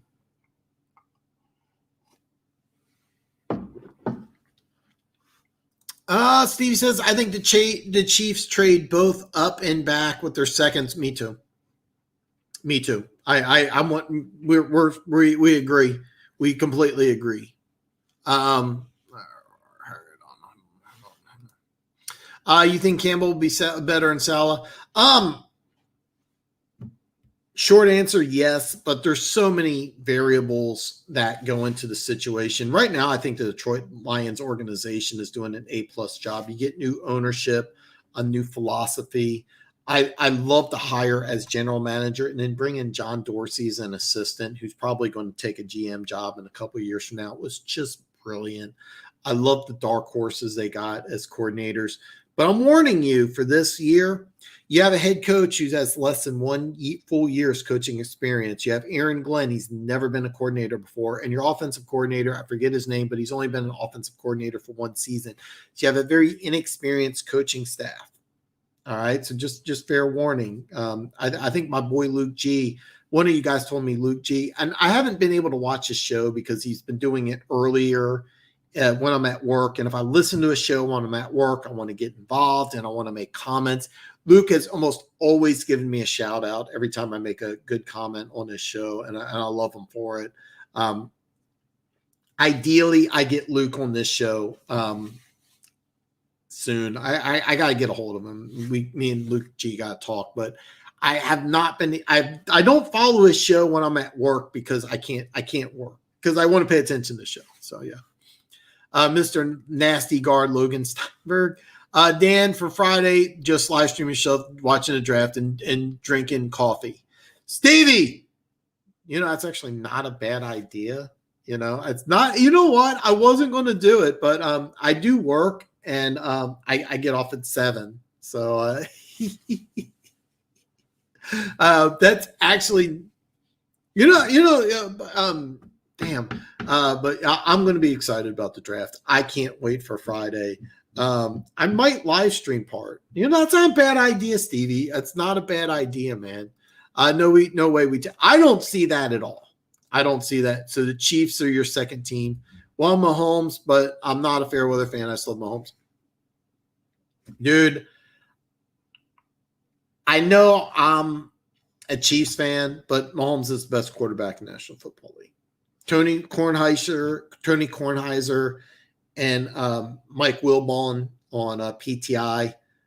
It's the only show that's not, that's just overall sports that I pretty much follow almost religiously. But here's the thing. I'm both these guys have said that Mahomes is easily the best quarterback in the league. These are national reporters that have been doing this for a long time. So me saying as a Chiefs fan, Mahomes is the greatest quarterback ever, but when guys on ESPN say Mahomes is the best quarterback ever, I don't follow some Bills people are telling me Josh Allen's better than Mahomes because of how he played in the AFC Championship game. And they complained about Chiefs cheap shots. I was like, well, I mean, Josh Allen threw a football at a Chiefs player when he got sacked. That was a bitch move. All right. And I'm not calling him a bitch, but it was a bitch move. And they were complaining. And I was like, I just unfollow. Yeah, I'm enjoying Mahomes. So Mahomes is our reward for Brody Coyle, Tyler Thigpen, and Steve Bono, etc. For those of you that don't know, the Chiefs in the famous 83 quarterback draft, instead of taking Jim Kelly, Dan Marino, God, who's the other one? Jim Kelly and Dan Marino are the two big ones. John Elway went number 1. The number 2 quarterback in that draft was chosen by the Kansas City Chiefs, a guy by the name of Todd Blackledge. Great college commentator, good college quarterback. But if you watch that special, Marino, was it Elway to Marino, talking about that draft, they interviewed Todd Blackledge. He goes, yeah, I thought I was going, like 20-something, and I found out the Kansas City, I'm the second quarterback chosen. And he even admits, he goes, I knew I wasn't as good as Marino. Now, keep in mind, back then, Pittsburgh-Penn State was a big rivalry, an in-state rivalry. They used to play each other. So Blackledge and Marino knew each other. And Blackledge knew in college he wasn't nearly as good as Marino, but he was chosen, I think it was 17 picks before Marino. Yeah, the Kansas City Chiefs could have had Jim Kelly or Dan Marino in that draft. We drafted Todd Blackledge. And then I remember a second-round pick named Matt Blunden, who had a lot of talent, and Marty Schottenheimer was so mad, he didn't even practice him. He wouldn't let him practice. He had to just sit. And they interviewed Matt Blunden later on. He goes, Marty was just mad at Carl Peterson for drafting me. He never spoke to me, never talked to me. By the time my contract was up, no team wanted to sign me because they thought I had a bad attitude because Marty wouldn't let me play. It was just kind of a weird thing. Joe Montana was there for 2 years. Dave Craig, Steve DeBerg. Okay, this is going to take too long. So I think the Chiefs will definitely be looking for another receiver. I don't know if they have one going that high, though. I think that they'll trade down and get Collins in the 3rd. I really think they like Collins a lot. I was talking to a buddy of mine last night, and I said, there's a player who I really like for Kansas City. I just want to watch a little more film. And I think that they really love Collins. I think that he's a diamond in the rough that Kansas City can go ahead and pick. Didn't Dorsey? Yes. Dorsey is funny. Demarcus Robinson was the Chiefs' 4th-round pick, and Tyreek Hill was the Chiefs' 5th-round pick. And they were really, really – and the funny thing is Robinson, a lot of teams thought he had first-round talent, but there was a lot of off-field incidents that he was having problems with. So he's been the model citizen, but he's never just been, he's never exploded for whatever reason. And I just don't see it, I just don't see it. So I'm sorry, I'm really behind on comments. That's it.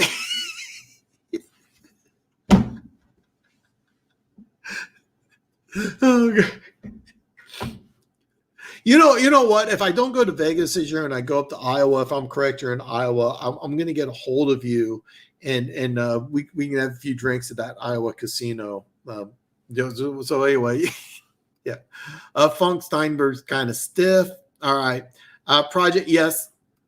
Hopefully he plays soon. All right. Marcus and Bo is 4th and 1. They always did. That's the thing. Okay.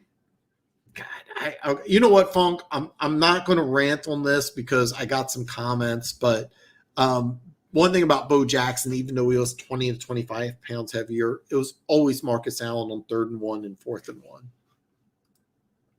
They never did. It was always Marcus Allen. Marcus Allen on 3rd and 1 was gold. Yes, yes, his last, second to last. Bo wasn't Bruiser or Marcus. That's 100% correct. Even though Bo was – one thing about Bo Jackson, everybody knows where he ran over Brian Bosworth, and there's clips of him running over linebackers. But Bo Jackson did not run between the tackles well. He did not run between the tackles well. He ran to the outside really well. And okay, I'm going to stop. Okay. We could add Thomas Dimitroff. You could. As a matter of fact, I think he's taking this year off, but whoever gets Thomas Dimitroff is getting an excellent GM. He's an excellent GM. I actually think he'll take this year off, and I think he'll go back to New England. I want Dorsey to be here when we draft a quarterback. Well, it's funny because the rumor mill was he hated Mahomes and Reed won power struggle. Now in Kansas City, it was completely different than any other NFL team because the owner said that he didn't like how the power structure was previously. because okay, I'm gonna stop the rant. Okay, in Kansas City, Andy Reid and Brett Veach, the GM, both directly report to Clark Hunt, who's the owner. Both of them have equal say. But basically, they both have equal say, which means Andy Reid has player control, but he also has a GM. John Dorsey went to one game of Patrick Mahomes. It was against Iowa State. Iowa State had 3 wins that year. This was one of them, and Iowa State beat Texas Tech 42-10. It was in the rain, and Mahomes had 4 interceptions. So I do not believe that Dorsey was going to endorse a player that he went and watched live play badly in the rain, because it rains in Kansas City. It's raining today. And he throws 4 interceptions against a team that won 3 games. There's no way you're going to tell me Dorsey endorsed that trade. So, and you know, the Lions could use the 7th pick on a quarterback. It's not inconceivable. I really think that because you have 2 picks in round 1 in 2022 and 2023, that's where you draft your quarterback, because you can actually get up higher. And I say that because I think realistically you're going to have a bad team this year. So, Jared Stidham, welcome, brother. By the way, I haven't asked, but go ahead. Everybody, make sure you give me a thumbs up. And if you're new, make sure you hit that subscribe button. My channel is scientifically proven to make all your wildest dreams come true. I even got NFL quarterbacks in the house. So, the best quarterback is the one who wins. Well, okay, let me ask you this, though. If you're talking wins, they won in regular season. They're 14-1. I say 14-1 because he didn't play a week 2 game. So if you're just going wins, it's still Mahomes.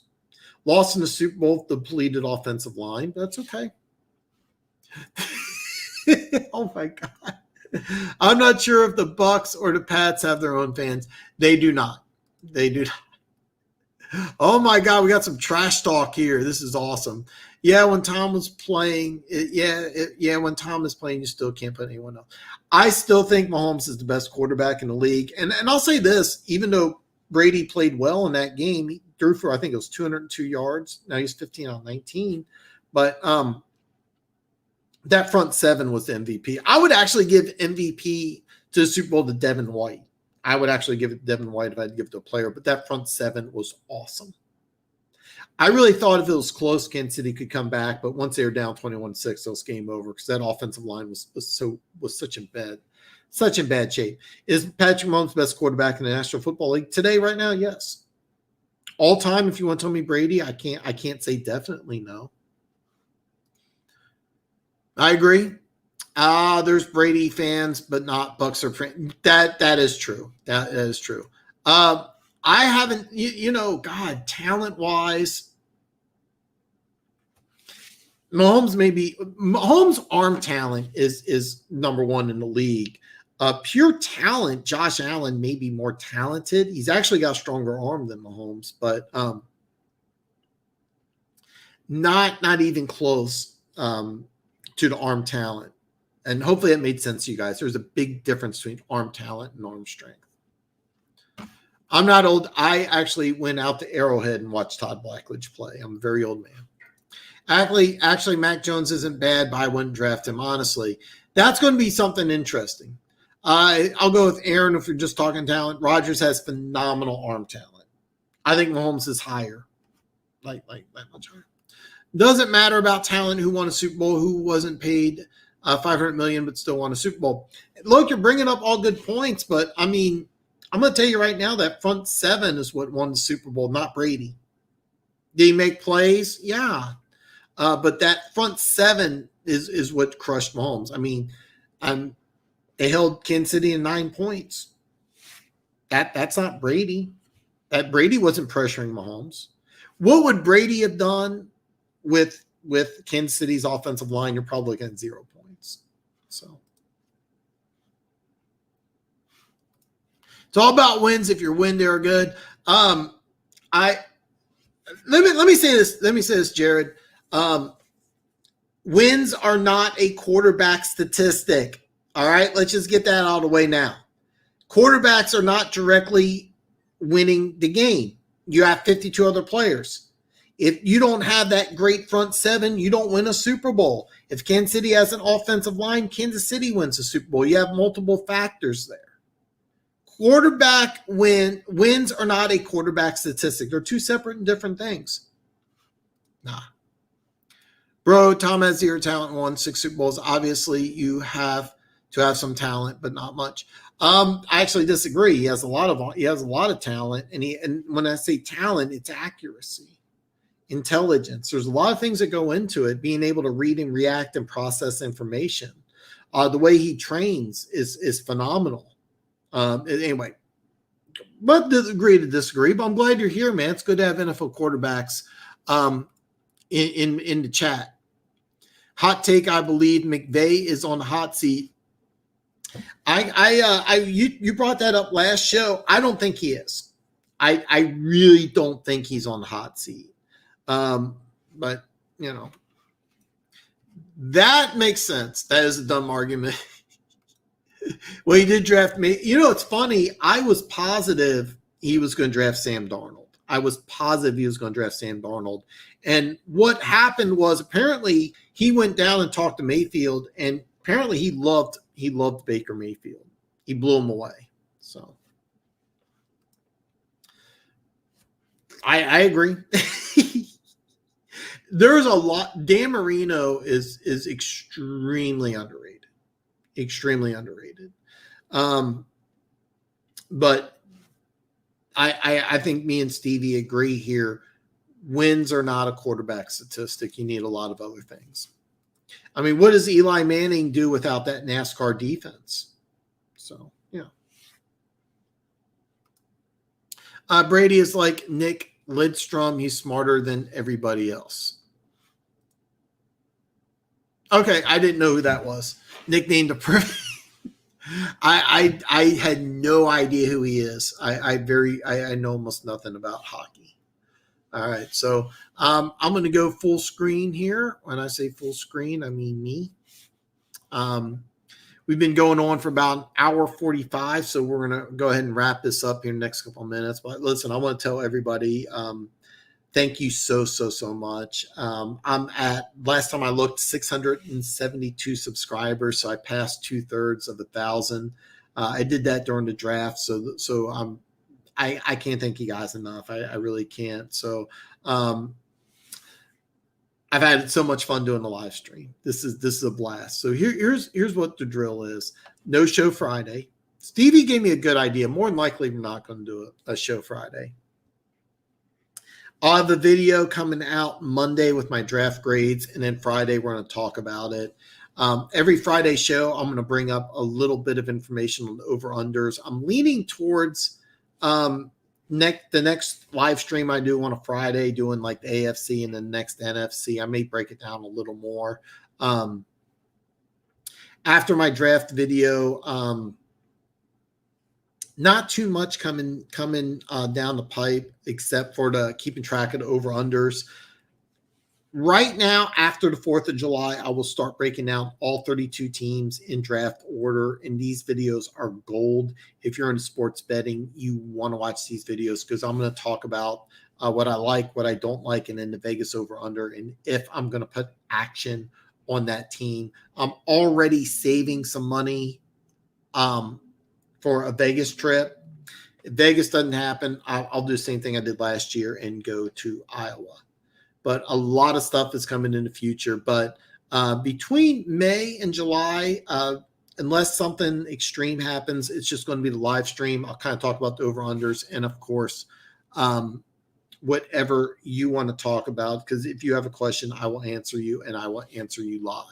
So let's just go with these comments here. Baker is a top 15 QB. Yes, I think so. I have to admit, I was really impressed with the guy towards the end of the season, and I like what they're doing offensively because he's a mobile quarterback. He's not an athletic quarterback. All right. Baker Mayfield's not an athlete, but he is mobile. He throws on the run very well. And I think he's great using the bootleg off of run fakes. It does help that he's got the best running back duo in football and a pretty good offensive line. I kind of like his accuracy. He's a lot more accurate than I was expecting. He's a lot more accurate, and he's got a little bit of swagger to him. Those commercials, he's really funny in. He's really funny in, and I think Cleveland's a good spot for him. I think Cleveland's a good spot. I think top 15's fair. I think top 15's fair. I wouldn't call him top 10.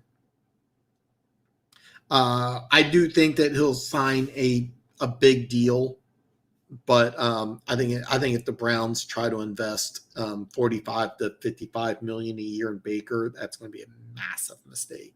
If Baker's smart, he takes a long-term deal, like a 7-year deal, and asks for like 250 million, which sounds, relatively high to people like me and you, but by NFL standards, it would be really, really low. Structure it right, like Kansas City did with Mahomes. That way you can sign players.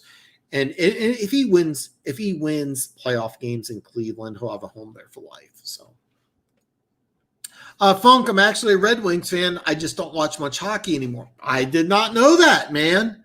I did not know that. I know nothing about hockey. I know nothing about hockey, unfortunately. So, I know Dan doesn't watch hockey, but for watching Lindstrom, the only thing you can say was actually the best at was positioning. Okay. Stevie Y, you will get back to being respect. Oh my God. I don't know if that's an insult or a compliment, Funk, but anyway, I'm going to end it on that note, man. I'm excited. I hope you're excited. By the way, if you look below, all my social media is available, and you can always email me directly at thedanshow@yahoo.com. But follow me on social media. Send me anything. I'd love to know your opinions. And I'll have my video with my draft grades coming out Monday, and I'll see you guys all live next Friday. So, hey, man, enjoy the draft. I'm going to enjoy the draft. I got my Al Bundy jersey on, so that's awesome. And I will see you guys next Friday.